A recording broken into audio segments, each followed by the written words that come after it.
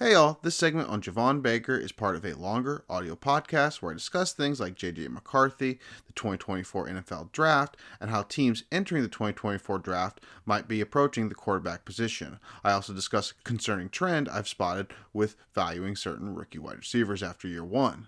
The podcast is for the first time available on Apple Podcasts and Spotify, and so those links will be in the description here. On to Javon Baker. So, Javon Baker, the wide receiver out of Central Florida, seems to be a pretty trendy and popular sleeper name right now. He's a name I get questions about a lot. I've seen him pop up in Mel Kiper's videos. And it's just, you can see it because he's got so many classic traits physically that you look for in a wide receiver. He's not necessarily, Brian Thomas Jr., like he's not someone who hits the 90th percentile on these things, but 6'1", 3/8 inch, 208 pounds, 31 and 5/8 inch arms. Those are all official, verified, at least in terms of Senior Bowl. And he was also a former Alabama recruit, so he had a very big, prospect profile, at least at a very young age. Baker is also 22 years, 6 months as of September 1st, according to my age list, and he is a true senior. Now, the biggest thing to note right away with Javon Baker is that he has extremely poor early college production.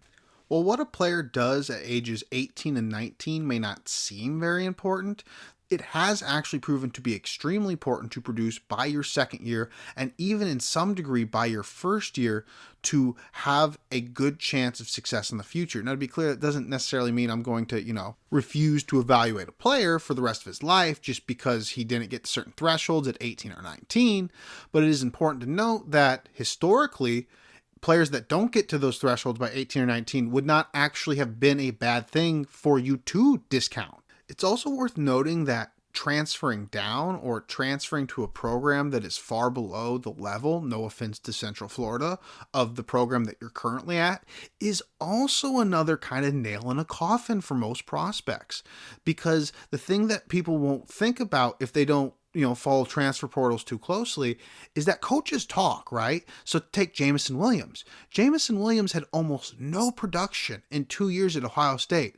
But Alabama is the team that wanted him. Jameson Williams didn't transfer down. He transferred to the side because he went to Alabama from Ohio State. But when a player at Alabama who can't see the field goes to Central Florida, I believe his two options were Kentucky or Central Florida. Those are 3 out of 5 star programs, right? I mean, I love the position that Central Florida's in for the future of this sport. And if there was one team that I could buy at a stock price right now, it might be Central Florida. But compared to Alabama, you're transferring down. And so I don't mean to be ultra negative on Baker, and I didn't actually mean for it to sound that way. I'm just handling it chronologically, and I think that kind of sells how Baker's career has gone so far, because chronologically, it was basically a career where he had both feet in the grave with a little bit of dirt on him. Now, year 3 at Central Florida is playing in the American Athletic Conference this year, so it's not a Power 5 conference. He has a little under 800 yards over 14 games. He has 200-yard games against SMU and the Naval Academy, so better, but nowhere near what you would consider good for just a general third-year player, right? I mean, that was the year that he could have jumped to the NFL from, and the only two teams he beat up were SMU and Navy. And so started in the 4th year and at least was better, but was still fairly slow. He had 508 yards and 5 touchdowns in 7 games. Now, I'm not going to tell you that those are bad numbers by any means, but if I'm looking for a prospect to be breaking out in his 4th year who has so far shown me very little signs of being that kind of guy, 500 yards in 7 games in the college, even now that they're in the Big 12, that's not going to cut it. And then it's also worth noting that his drop rate was very, very high in 2022 and for, I believe, the first 5 or so games in 2023. So that's just something to note in that sample. And then afterward, in those last 5 games, Baker absolutely tore it up. 5 games, 23 receptions, 554 yards, a huge bowl game appearance. Now, that is getting tricky because bowl games are kind of getting tricky. It's also worth noting, though, the whole reason I brought up the drop thing is he had 1 drop down his last 8 games, which was a significant change to his drop percentage, because his drop percentage from 2022 to those first 5 games in 2023 was significantly bad. Like it was probably like in the 14-ish% range, and like anything north of double digits is an automatic red flag for me. And 14 is like really, really high. And in terms of a raw reception count, it is worth noting that in 4 of the 5 games, he hit 4, 4, 4, and 2 receptions. That's not a super high volume in terms of just a volume of targets or anything of that capacity, but it's important to note, was this something clicking for a guy who had a very, very high school draft or high school profile? Or is this kind of just a flash in the pan and kind of some of just the stuff that happens at the wide receiver position? So raw proportional data is going to be very nice to Javon Baker in terms of peak season, right? But I want to get into this a little bit. And unfortunately, I wish I would have talked about this before profiling Baker, and I almost talked about it on the last show, and I ended up taking it out. But when it comes to proportional statistics, the proportional statistics I use that take receiving yards out of team receiving yards, the one skew that I have found in the data is when a team is very, very run heavy. Because by being run heavy, they drastically limit the number of receiving yards in the denominator in proportional receiving yards, but they also alleviate the pressure on that wide receiver by running the ball so much. The biggest example of a player in the last couple of years who was drafted highly, did incredibly well in proportional receiving yards, but also had this clear skew in the data was Treylon Burks. In fact, it was basically in analyzing Treylon Burks and not really feeling like the number represented what he was doing on the field that I kind of put this in my notes as being a skew. So with that said, the raw proportional production for Javon Baker is over 35% at 35.2. My goal range for prospects is right around 30 to 33 at a peak season. So 35.2% is very, very good.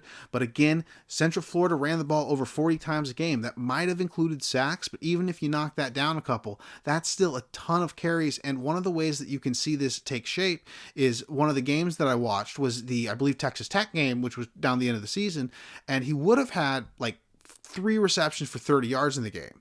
But they had a play where both the safety and the corner, I don't know if it was a miscommunication, but the safety and the corner on his side of the field blitzed, and he just took 3 steps down the sideline and was like, hey, pass it to me, guys. And he had a 70-yard touchdown where he just, he ran because he's got the speed and he didn't want to get caught, but a lot of athletes could have made that one because it was just that easy. And I think those are the kind of things that get created in skews like this, because, or in the skew with proportional yards, because with so few team receiving yards, that 70-yard play is huge, but that's just a bust. Like, he didn't really even do that much on the play. So, it's good for his numbers, but those are the kind of things where someone's breaking out very late in the 4th year and has all these negatives in their first 2 years that I'm kind of looking for, and they kind of scare me a little bit. So, the bottom line with Javon Baker for me is that there are 3 big picture areas I want to look at with Javon Baker.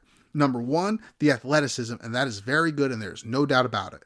Number 2, the proportional production at its peak is very great, and so from one standpoint, you can't really say that he could have done much more than that, and so you have to give him credit for that. But you don't want to give him the full credit of something like a 35%, because that has more to do with the rushing offense, in my opinion. And then number 3, the early production is a substantial red flag.